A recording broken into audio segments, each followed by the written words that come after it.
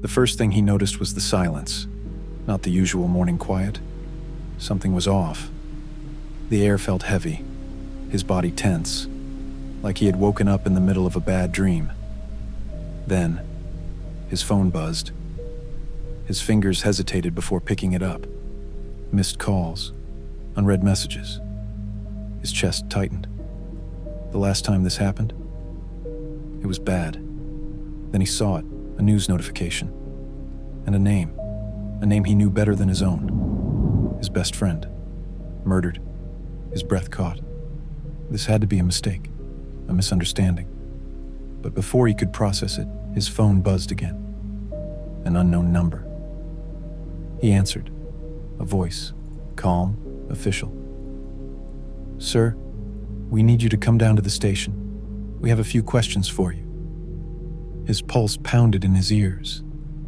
Somewhere in the back of his mind, a chilling thought crept in. Why does this feel familiar? He barely remembered getting to the station.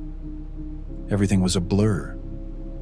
The low hum of fluorescent lights, the quiet murmur of officers at their desks, the weight of too many eyes on him. He wasn't under arrest, they made that clear. But the way they spoke, the way they led him into a small room, it felt like they were waiting for something. "This is just routine," the detective said. "We just need to go over a few things."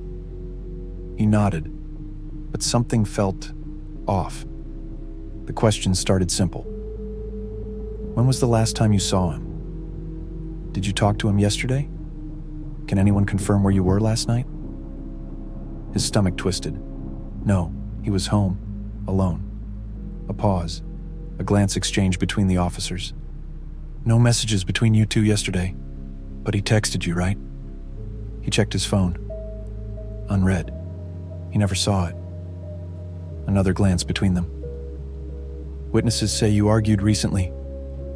"It wasn't serious," he said quickly. But the detective barely reacted.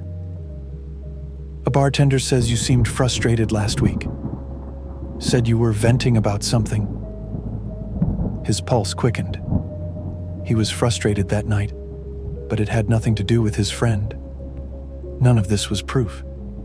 So why did it feel like a noose tightening? People hesitated when they looked at him now. A shift in their eyes, their posture. Like they were already starting to believe it. At first, he held on to certainty. "I didn't do this. That was the truth. That was all that mattered." But truth and belief aren't the same thing. And belief was slipping away, not just from others, but from himself. The questions kept coming, the same ones, over and over, slightly reworded each time. The detective's tone never changed, never accused, but there was something chillingly patient about it.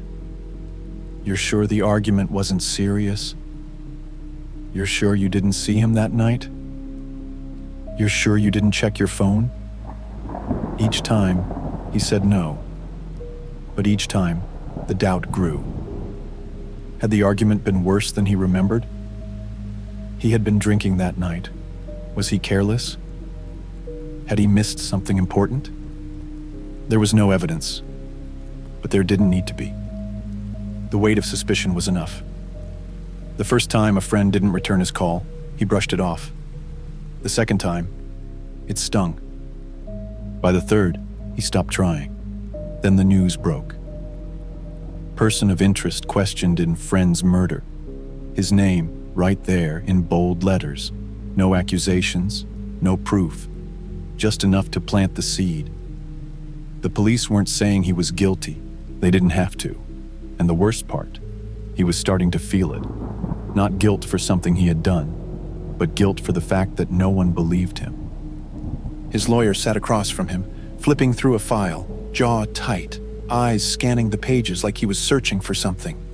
Anything that could turn this around. "Look," he finally said, sighing. "It's not airtight, but it's not good either." His stomach twisted. "Not good how?" The lawyer hesitated. That was enough. There wasn't a single piece of hard evidence tying him to the crime. But there was enough noise, enough doubt, enough weird coincidences to make a case.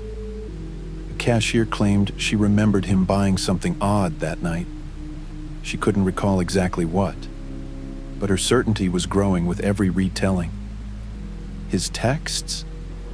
Out of context, they sounded cold, like he was avoiding his friend, like he was angry. And then came the final blow. New evidence. A blurry security camera clip showing a figure near the victim's street around the time of the murder. It was too grainy to confirm it was him. But it wasn't not him either. He felt the world shift beneath him. This wasn't bad luck. Someone did this. Someone wanted him here. Who? Why? He would never know. The trial date was set.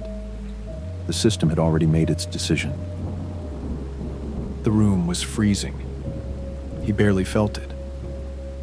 The metal table in front of him, the ticking clock on the wall, the two-way mirror reflecting someone he barely recognized. None of it mattered anymore. There was nothing left to say. His lawyer had stopped fighting. The detective had stopped asking questions. Even he had stopped trying to explain, because what was the point? Every word, every memory, every attempt to defend himself had only tightened the noose. He stared at his hands, trying to remember the last conversation he had with his friend. Did he say something that could have been twisted? Something careless? Something joking that didn't sound like a joke anymore? It didn't matter. The only person who could vouch for him, who could say, without a doubt, that he didn't do it, was dead. The next morning, the newspaper headline sealed it. Suspect maintains innocence, but the evidence is clear. That was it. That was all anyone would read. The world had already moved on without him. He glanced at the mirror, at the reflection staring back, and for a second, just one horrible second, he doubted himself. Not because he was guilty, but because reality itself had been rewritten, and now it belonged to whoever had written it. Could this happen to anyone? Could it happen to you? What do you think really happened? Was he framed by someone he knew? Was it all just a series of coincidences that got out of control? Or was there something even more sinister at play? Let me know your theories in the comments. I want to hear what you think. And here's the deal. When this video hits 10 likes, I'll drop part 2, where we go even deeper into the mind of the person who set this up. If you love dark psychology and psychological horror stories, make sure to subscribe so you don't miss it. Because trust me, this story isn't over yet.